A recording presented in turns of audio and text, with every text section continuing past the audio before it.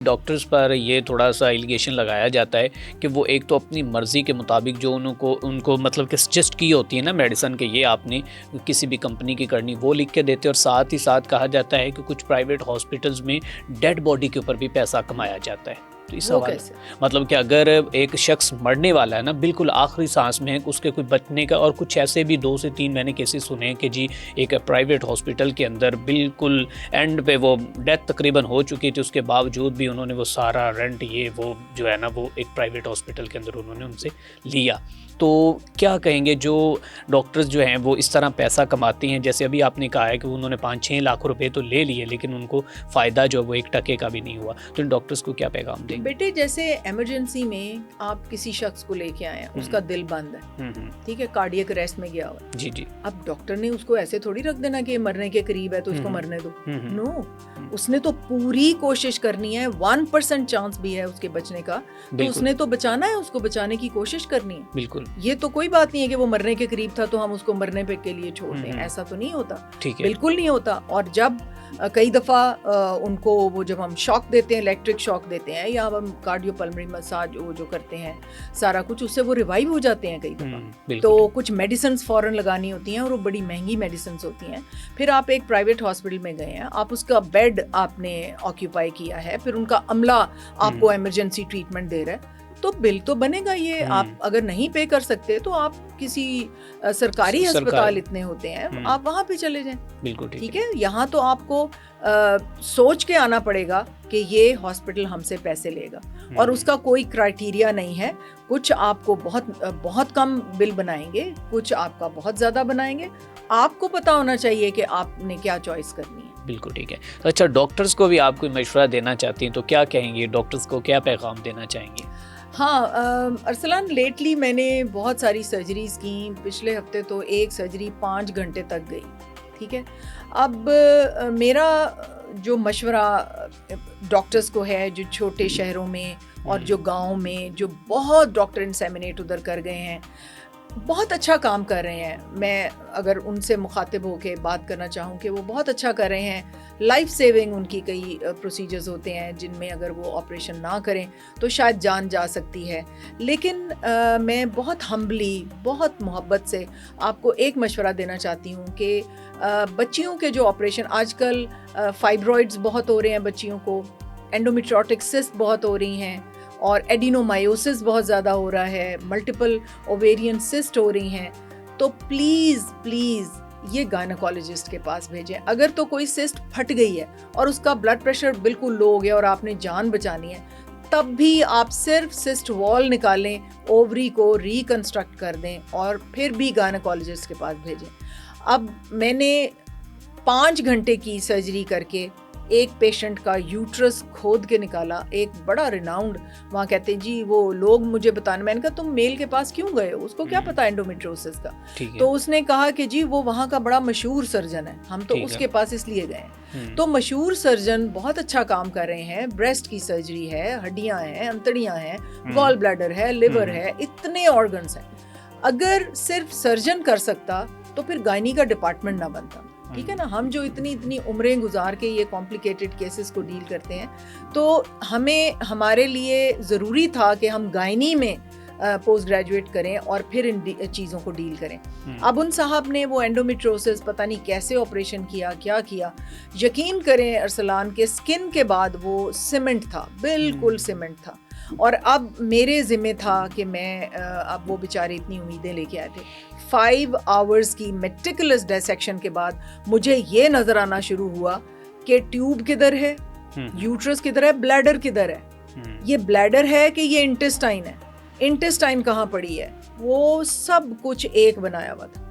5 گھنٹے میں اس کو اتنا بال کے برابر ذرا کر کے تو پھر میں نے اس کو، لیکن اتنا ڈیلے جب اس نے اینڈومیٹریوسس کو ڈیل کیا اپنے آپریشن میں. پوسٹ آپریٹیولی ہمیں مینسز کو روک دینا ہوتا ہے، ہمیں GnRH اینالوگز دینے ہوتے ہیں، اس کے آگے بہت سارے سٹیپس ہوتے ہیں. وہ صاحب نے بس اتنا کر کے اور چھوڑ دیا اور وہ پروسیس چلتا رہا. اینڈومیٹریوسس میں پتھر کے جیسا، لوہے کے جیسا پیلوس بن جاتا ہے.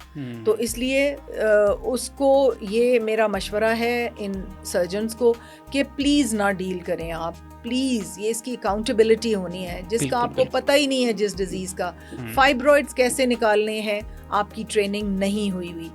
آپ سب میوکس فائبرائڈ نکالتے ہوئے اگر تھوڑی سی میوکس میمبرین نکال دیں گے اس کی اینڈومیٹریم, تو وہ بانجھ ہو جائے گی. وہ سکار جو ہے وہ IUCD کا کام کرے گا.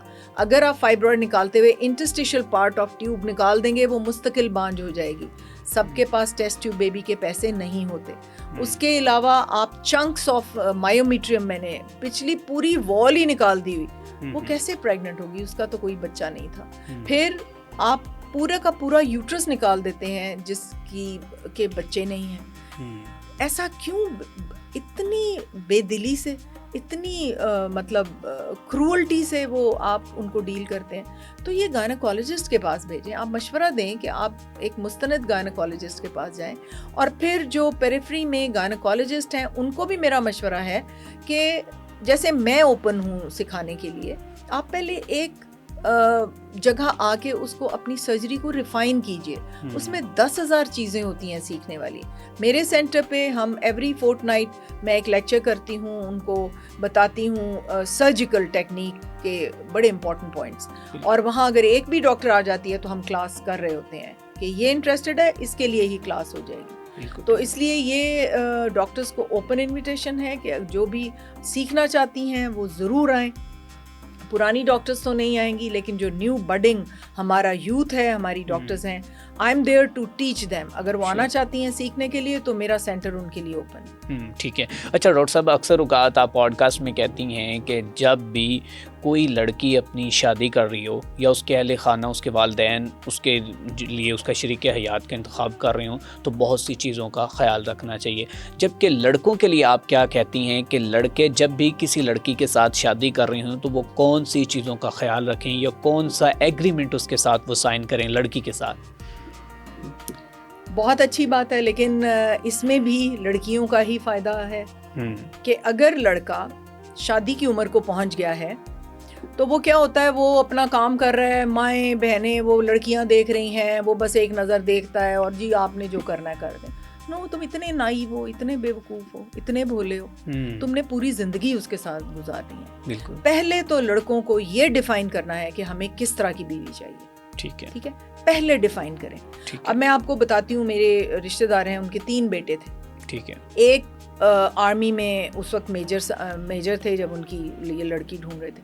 دوسرا جو تھا وہ بہت لائق اور سپر سٹار ایجوکیشن میں سورڈ آف آنر ونر اور ہر چیز سپر سونک, اس کی امریکہ میں ریسرچ ٹاپ کر رہی ہے اور سارا کچھ.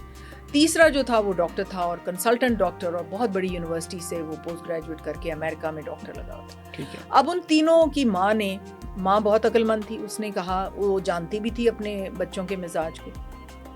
بڑا والا بہت غصے والا تھا. سیکنڈ والا جو تھا وہ بہت بہت سوچ کے چلتا تھا, اپنی ہر چیز کو کیلکولیٹ کر کے اور صحیح طرح سے سوچ کے چلتا تھا. چھوٹا والا جو تھا وہ ذرا لبرل تھا, لیکن اس کی بھی اپنی سوچیں تھیں. انہوں نے تینوں کو بٹھایا کہ بھئی بتاؤ تمہاری کس طرح تم سوچتے ہو کہ کس طرح کی بیوی ہونی چاہیے. بڑے والے کی جو مطلب ان کی جو بہن تھی وہ ڈاکٹر تھی, تو اس کا خیال تھا کہ میں تینوں بھابیاں ڈاکٹر لے آؤں گی, اور میرے تو فرینڈس بھی ہیں اور سارا کچھ ہے. اب وہ بڑے والے نے تو اسٹریٹ اوے منع کر دیا کہ میں نے تو ڈاکٹر سے شادی نہیں کرنی, مجھے تو ہاؤس وائف چاہیے, مجھے پروفیشنل عورت نہیں چاہیے. آئی نیڈ اے وومن جو صرف BA کیا ہو, کہ اس کو بچوں کو پڑھانا آتا ہو اور اچھے خاندان کی ہو, تھوڑی بہت خوش شکل بھی ہو, لیکن میں پروفیشنل عورت کسی بھی سٹیج پہ میں اس کو نوکری نہیں کرنے دوں. ٹھیک ہے. اس نے ڈیفائن کیا اپنا ایک, ٹھیک ہے نا, اس نے کہا کہ بھئی مجھے اس طرح کی لڑکی چاہیے. اب یہ تو اس نے بتا دیا. اب ماں کو یہ پتا تھا کہ وہ مزاج کا کتنا سخت ہے, ٹھیک ہے, غصے میں بہت جلدی آ جاتا ہے اور ہلنے نہیں دیتا تھا بہنوں کو کہ یہ ایسے میں نے کہہ دیا تو ایسے کرنا ہے. اچھا, اب ایک لڑکی کا ان کو رشتہ آیا کہ وہ BA کیا ہوا تھا, خوش شکل تھی, ٹھیک ہے, اور کوئی پروفیشن فالو کرنے کا اس کا کوئی ارادہ نہیں تھا, لیکن وہ اپنے ماں باپ کی اکلوتی بیٹی, کوئی اور اولاد نہیں, اور بہت امیر, کھاتے پیتے بڑے فلارشنگ وہ فیملی تھی. تو وہ بڑے انٹرسٹڈ تھے کہ شریف لڑکا ہے, آرمی میں میجر ہے, خاندان بھی اچھا ہے, تو ہم ادھر شادی کر. سب کچھ صحیح جا رہا تھا, لیکن لڑکے کی ماں نے انکار کر دیا اس رشتے سے.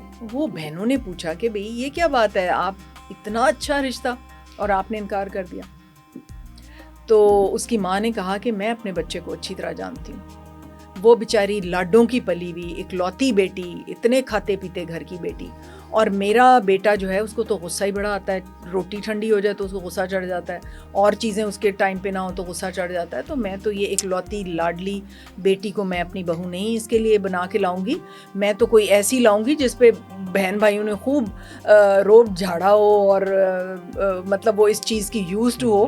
میں تو دیکھ کے بہو لاؤں گی جو اس کے ساتھ چل جائے. ڈاکٹر صاحبہ یہاں پر میں اس ماں کو سلیوٹ پیش کرتا ہوں کہ وہ کہتے ہیں نا کہ تم مجھے اچھی مائیں دو, میں تجھے اچھی قوم دوں گا. دیکھیں نا, اگر ایک لالچی ماں ہوتی تو وہ کہتی پیسہ آ رہا ہے ہمارے گھر میں, سب کچھ, ایک اکلوتی بیٹی آ رہی, اس کی جائیداد سب کچھ ہمارا ہوگا اور ہمیں کیا چاہیے. یقین کریں یہ سچی بات. لیکن انہوں نے کہا کہ نہیں, میں اس کی زندگی نہیں خراب کرنا چاہتی, کہ وہ تو کل کو بالکل وہ لاڈ ناز نخروں کے ساتھ پلی ہوگی, تو وہ جب اس نے اپنے بیٹے کا دیکھا ہوگا, بیٹا تھوڑا سا غصے والا ہوگا, تو اس نے کہا کہ میں یہ رشتہ نہیں کرنا چاہتی. اور ایسی مائیں بہت کم ملتی ہیں ہمیں معاشرے میں. اور دوسرا بیٹا جو تھا اس نے کہا کہ ہائیلی ایجوکیٹڈ ہو, اور اگر نوکری کی کبھی ضرورت پڑے, مطلب it should be like cheque, blank cheque اس کے پاس ہو, میں قوام ہوں, میں پرووائڈ کروں گا, لیکن میں ان پڑھ بیوی نہیں لینا چاہتا یا زیادہ پڑھی لکھی لینا چاہتا ہوں, تاکہ خدا نہ خواستہ کبھی ضرورت پڑے تو وہ لوگوں کی طرف نہ دیکھے. میں نہیں چاہوں گا کہ وہ نوکری کرے لیکن ہائیلی ایجوکیٹڈ ہو. اس کا یہ کہنا تھا. جو تیسرا تھا اس نے کہا جی میں نے تو ڈاکٹر سے شادی کرنی ہے. ٹھیک ہے, لیکن جب ڈاکٹر سے شادی ہو گئی تو دونوں میں اتنی انڈرسٹینڈنگ تھی کہ وہ اس کے بعد وہ امریکہ چلے گئے پوسٹ گریجویشن کرنے کے لیے. پوسٹ گریجویشن میں وہاں ان کے بچے پیدا ہوئے, ایک پیدا ہوا, دوسرا پیدا ہوا. دونوں نے میوچول انڈرسٹینڈنگ سے ڈیسائیڈ کیا کہ لڑکی جو ہے وہ پریکٹس نہیں کرے گی. یہاں تو سپورٹ سسٹم ہوتا ہے نا, ماں باپ ہوتے ہیں, نانا نانی, دادا دادی, پھپھی خالہ اور نوکر مل جاتے ہیں. وہاں تو ایسا سپورٹ سسٹم نہیں ہے. تو انہوں نے آپس میں ڈیسائیڈ کیا کہ لڑکا جو ہے وہ ارن کرے گا, اور خاتون جو ہے وہ جو اس کی وائف ہے وہ بچوں کو پوری طرح سے لک آفٹر کرے گی جب تک کہ وہ اس قابل نہیں ہو جاتے, جیسے کالجز میں نہیں پہنچ جاتے. اسکولنگ ان کو لک آفٹر وہ کرے گی, خود چھوڑے گی, خود لائے گی, گھر کو دیکھے گی. اور اگر اس کے بعد وہ پروفیشن, جب بچے اپنے اپنے پر ان کو لگ جائیں گے اور وہ اڑنے کے قابل ہو جائیں گے, تو تب وہ جوائن کرے گی. اور یہ میوچول انڈرسٹینڈنگ سے دونوں نے فیصلہ کیا. اور اس میں انہوں نے ایک کو یعنی وہ پڑھی لکھی تھی نا, ڈاکٹر تھی, تو اس نے اپنے ایک بچے کو قرآن حفظ کرایا, لیکن سارا دن وہ اسکول سے وہ سلیبس بھی منگواتی تھی, کیونکہ اسکول سے تو ہٹانا پڑتا ہے, تو وہ سلیبس بھی منگوا کے سارا دن قرآن اور وہ سلیبس ساتھ ساتھ پڑھاتی رہی. اور اینڈ آف دا ایئر اس کو امتحان دلوا کے اس نے وہ کلاس بھی اس کو پاس کروا دی. یعنی اس اسکول سے جا کے بات کی کہ اس طرح میں اس کو پڑھاتی رہوں گی, ہم اس کو نکال رہے ہیں لیکن یہ ایگزام ٹائم پہ دے گا. تو اس کا نہ تو اس کا اسکول کا لاس ہوا, اور یہ مطلب یہ میوچل, یہ لڑکوں کو میں آپ کو یہی بتانے کی کوشش کر رہی ہوں کہ لڑکوں کو پہلے سے ڈیسائیڈ کرنا ہے کہ ہمیں کس طرح کی بیوی چاہیے. کسی کی لاڈلی بیٹی کو خراب نہ کریں لا کے. ٹھیک ہے, آپ ٹبر آپ خود ڈیسائیڈ کر سکتے ہیں کہ میری 3 بھابیاں ہیں اور اتنے بچے ہیں, اور ہم جوائنٹ فیملی میں رہ رہے ہیں, اور وہ ان کی روٹیاں پکاتی ہیں. آپ کسی کی ایسی بیٹی کو کیوں لا کے اس خاندان میں رکھیں گے جس نے کبھی یہ ماحول دیکھا ہی نہ ہو؟ اس کے لیے وہ روٹیاں پکانی تو عذاب ہوگا.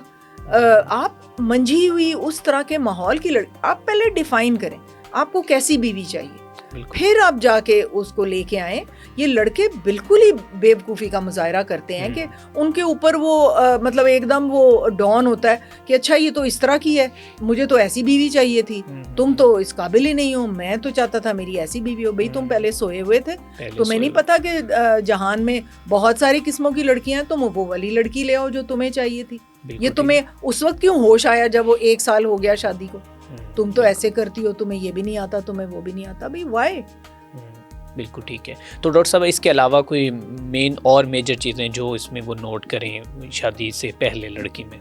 لڑکی کے ٹیسٹ ماں باپ کروائیں, لڑکے کا ٹیسٹ وہ خود کروائے, اور بہت ساری چیزیں. پھر یہ ذہن میں رکھ کے بالکل نہ پروفیشنل بیوی کو لائیں کہ اس کی تنخواہ کے اوپر نظر نہ رکھ کے لائیں، اس کے پیسے کے اوپر نظر رکھ کے نہ لائیں، اس کے ماں باپ کی دولت دیکھ کے اس کو نہ لے کے آئیں، اس کو دیکھیں وہ دین کے کتنے قریب ہے.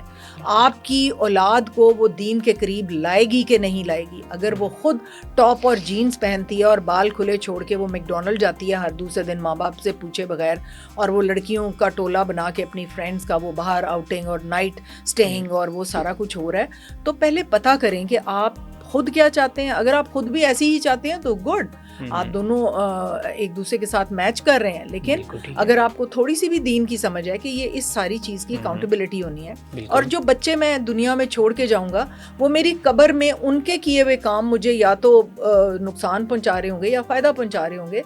اس پوائنٹ آف ویو سے اگر آپ بیوی ڈھونڈیں گے تو آپ دنیا میں بھی سکھی ہو جائیں گے اور آپ دین میں بھی سکھی ہو جائیں گے.